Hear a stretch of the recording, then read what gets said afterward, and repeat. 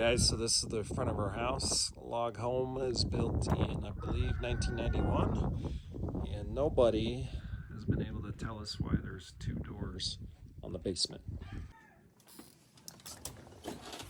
So there's a door over here and a door over here, and the theory is that somebody was going to partition out half of this space and make this an apartment or something down here. It's already got kind of a little kitchenette.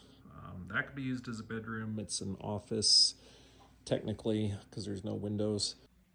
So the next project we have is to hang up this 70-inch TV over here where the 54-inch TV is. But first, we're going to remove all this sheetrock and cover up the wall with this hardwood flooring and hide that mirror shadow box or shelving, whatever built in that is. And we had to go down to Vegas to get this hardwood flooring. It's a hevea wood, which is a tropical hardwood, and they've got it labeled as distressed, which comes out looking like this. The back side of it, you can see, is still rough, but the finished side looks pretty good.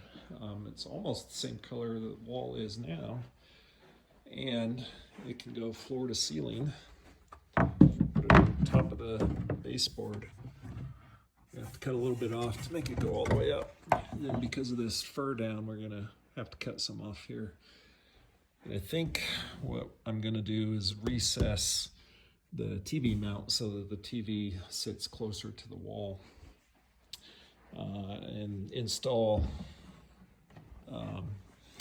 that outlet down there to an outlet up here inside the wall so we can get rid of those wires, and we'll get rid of this thing altogether.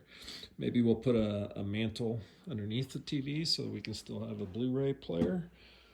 Not sure yet.